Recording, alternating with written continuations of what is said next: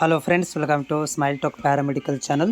Friends ನೋಡಿ, 20/8/2025 ಅಂದರೆ ನಾಳೆಯಿಂದ GNM ನರ್ಸಿಂಗ್ ಈ ವರ್ಷದ್ದು 2025ನೇ ಸಾಲಿಂದು ಅಪ್ಲಿಕೇಶನ್ ಆರಂಭವಾಗ್ತಾ ಇದೆ. ನೆನಪಿಟ್ಟುಕೊಳ್ರಿ. ನಾನು ನಿಮಗೆ ಟೈಟಲಲ್ಲಿ ಹೇಳಿದ ಹಾಗೆ ಯಾಕೆ ಈ ವರ್ಷ ಗೋಲ್ಡನ್ ಚಾನ್ಸ್ ಅಂತ ಹೇಳ್ತಾ ಇದ್ದೀನಿ ಅಂತಂದರೆ, ಇದು ಆಲ್ರೆಡಿ ಈ ವರ್ಷದಿಂದ ಬಂದ್ ಆಗಬೇಕಿತ್ತು. ಮತ್ತು ಬಂದ್ ಮಾಡಿರಿ ಅಂತ ಆದೇಶ ಕೂಡ ಬಂದಿತ್ತು. ಆಲ್ಮೋಸ್ಟ್ ಎಲ್ಲ ಕಡೆಯೂ ಸ್ಪ್ರೆಡ್ ಆಗಿಬಿಟ್ಟಿತ್ತು ಬಂದ್ ಮಾಡಬೇಕಂತ ಹೇಳಿ.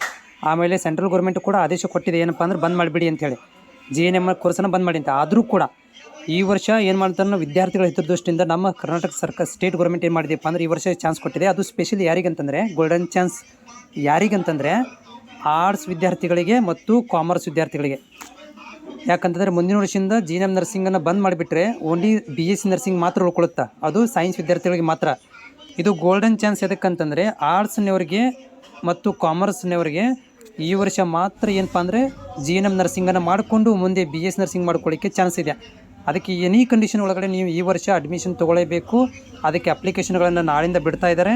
GNM ನರ್ಸಿಂಗ್ ಮಾಡಲಿಕ್ಕೆ ಆರ್ಟ್ಸ್ ಮತ್ತು ಕಾಮರ್ಸ್ ವಿದ್ಯಾರ್ಥಿಗಳಿಗೆ ಈ ವರ್ಷ ಗೋಲ್ಡನ್ ಚಾನ್ಸ್ ಮಾತ್ರ. ಮುಂದಿನ ವರ್ಷದ 100% ಗ್ಯಾರಂಟಿ ಇಲ್ಲ. GNM ನರ್ಸಿಂಗ್ಗೆ ಬಂದ್ ಆಗ್ಬೋದು, ಹೌದಾ? ಯಾಕಂದ್ರೆ ಆಲ್ರೆಡಿ ಬಂದ್ ಮಾಡಿರಿ ಅಂತ ಬಂದುಬಿಟ್ಟಿದೆ ಆದೇಶ. ಏನೋ ಮಿಡ್ಲಲ್ಲಿ ಬಂದಿರೋದರಿಂದ ಈ ವರ್ಷ ಚಾನ್ಸ್ ಕೊಟ್ಟಿದ್ದಾರೆ ನಿಮಗೆ.